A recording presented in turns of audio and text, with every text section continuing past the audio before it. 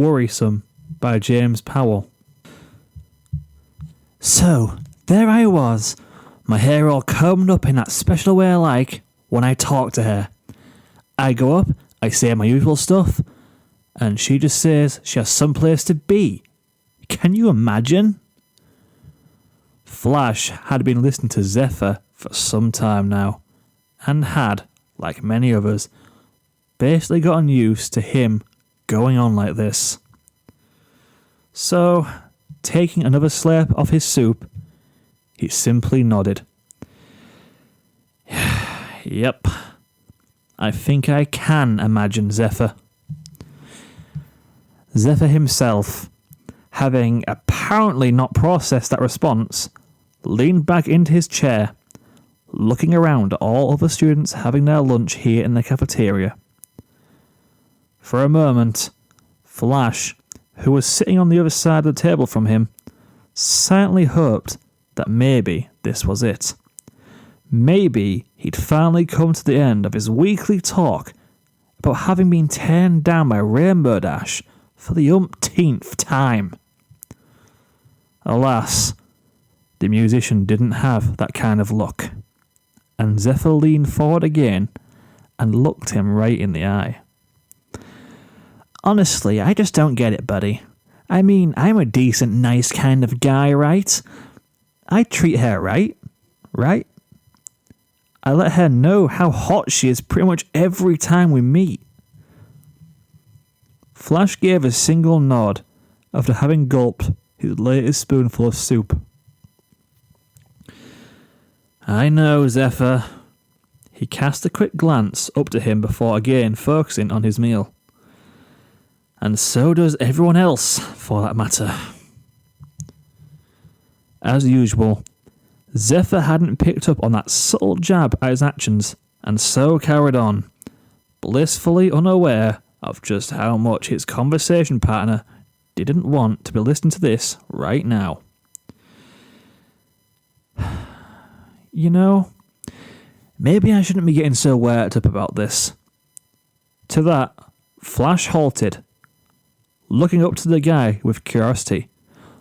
Oh? Zephyr folded his arms, giving a hearty nod, and, of all things, smiling. Yeah, I mean, I've done this quite a few times by now, and not once has she shown any interest. And that sends a pretty clear message, Flash.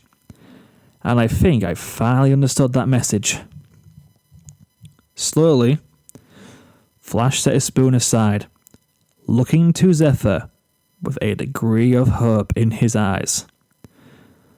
Was this really happening?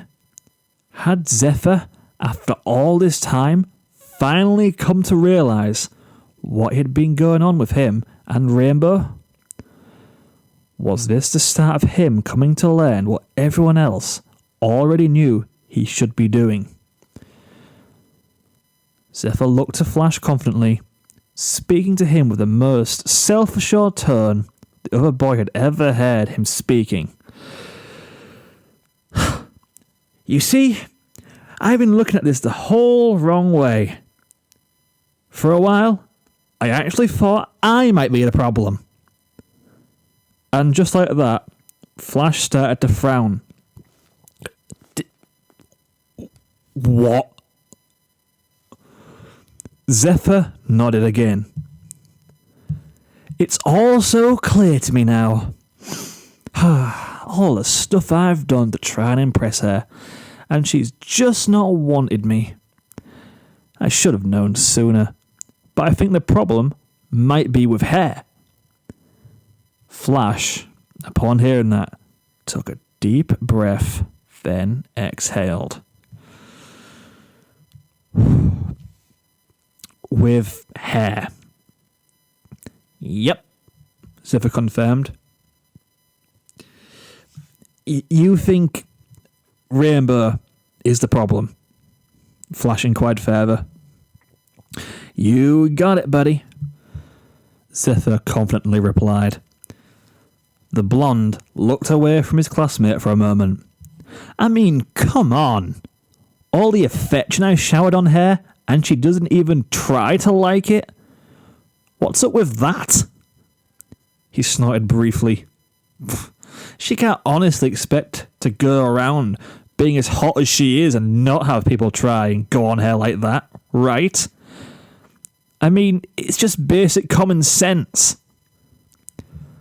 Flash, raising both hands, began to rub his temples, as if nursing the biggest headache he'd ever had in his entire life. Though, to be fair, that's probably what he was feeling right now. After a long and very uncomfortable silence, Flash felt sufficiently calm enough to be able to speak to Zephyr. Zephyr, I'd like to talk with you about something. Zephyr was, at this point, clearly incapable of picking up on changes to tone, for he heard those words and assumed absolutely nothing wrong was coming his way, as evidenced by the wide smile he wore as he again looked to Flash. Sure, what's up? Flash took another deep breath, leaning forward and looking Zephyr right in the eye. I've got some things to say to you, and I want you to promise me that you'll listen to them. And I mean really listen to them, Zephyr. Zephyr gave him another oblivious smile, complete with a thumbs up. No problem, dude. Flash took another moment of quiet, making sure he had Zephyr's undivided attention, before finally saying what he'd been wanting to say. Rainbow Dash does not owe you anything. Least of all, a relationship. Zephyr simply stared at him, keeping that smile of his. Confident that he was at least going to be quiet enough to not interrupt him, Flash continued. Look, you're attracted to Rainbow, right? You think she's hot, yeah? Well, you're not alone. I think she's attractive too. So do a lot of students here. You seeing her that way is all well and good. He raised a finger. However, you being attracted to her does not mean she's under obligation to be attracted to you. The way you talk about her makes it sound like she's actively choosing not to be with you. And that, Zephyr, is not the case. A single blink from Zephyr, and Flash carried on.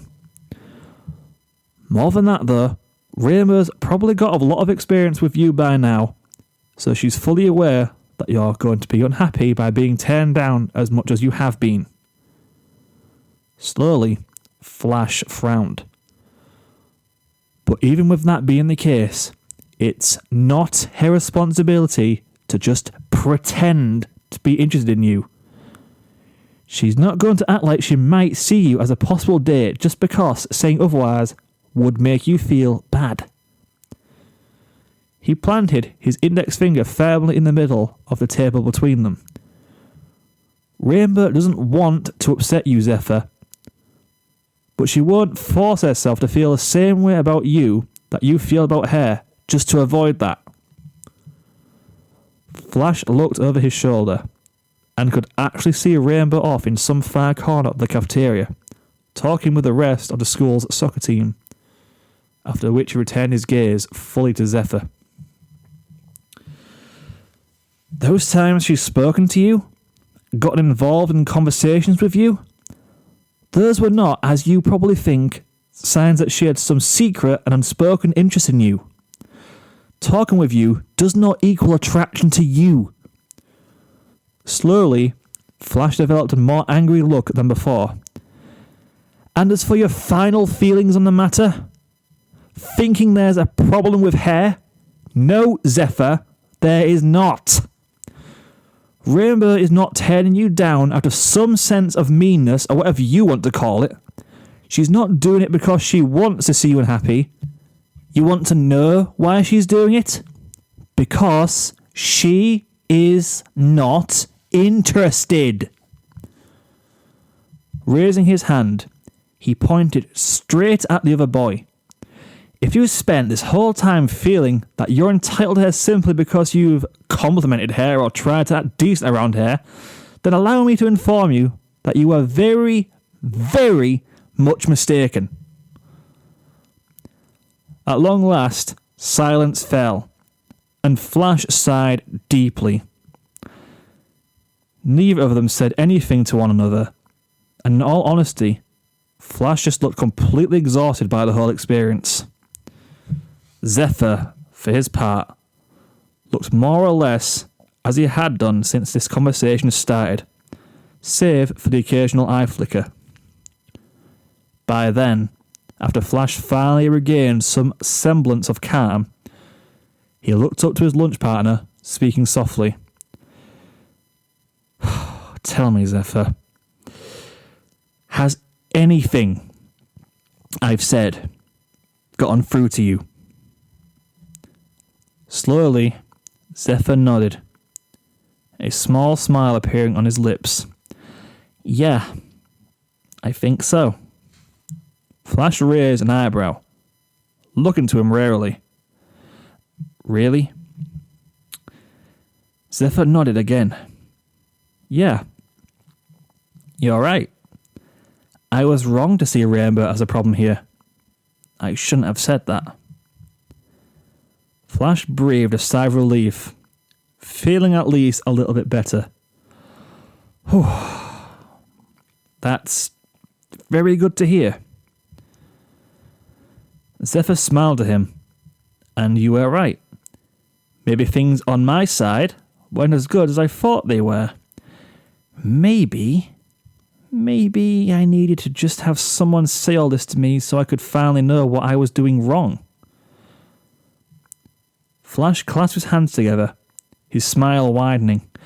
Yes, that's exactly right. Getting out of his chair, Zephyr placed his hands upon his hips, looking out with confidence. What I need to do is try even harder to win her over. And just like that, Flash's hope was once more snatched away from him. No, Zephyr, that isn't what I was saying, he said weakly. Reaching forward, Zephyr gave him a friendly pat on the shoulder. Thanks, buddy. This was a good talk. Flash watched, blank-faced, as Zephyr walked off. Where he was going, Flash didn't know. And he probably didn't actually care at this point. All he did was unleash yet another deep sigh, staring down at what remained of his soup. A good talk? No, I don't think it was. He buried his face in his hands, desperately trying to hold back the stress-induced scream that threatened to burst out of him. And in this moment, he felt a gentle hand placed on his shoulder. At first, he feared it was Zephyr again, but he sensed almost immediately that this was a far softer touch than his, and so Flash looked up to see, of all people, Fluttershy. CHS's resident animal lover smiled sweetly to him, giving him a sympathetic look as she finally spoke. You know, if it makes you feel any better, I've been trying to get that message through to him all his life. Flash chuckled, but it was a dry and empty one. Surprisingly, Fluttershy, that does not make me feel better. The two shared a tired-sounding laugh, ending when Fluttershy gestured to the door of the cafeteria. Do you want to help me feed some of my animals while the lunch break is still going? Angel is especially fluffy today. Flash, considering that, offered her a smile of his own. Yeah, I think I could do with that right now. Getting up from his chair, the boy looked to his friend with obvious admiration. Has anybody ever told you that you have the patience of a saint, Fluttershy? Fluttershy, after thinking that over, gave a quick shrug before looking to Flash with uncharacteristically sly smile. You could stand to mention it a bit more. Honestly. She's not into you, Zephyr. You douchebag. Reading this fic was cleaving my soul from my body. So if you excuse me, I better go sort that out. Oh, God, I feel dirty now.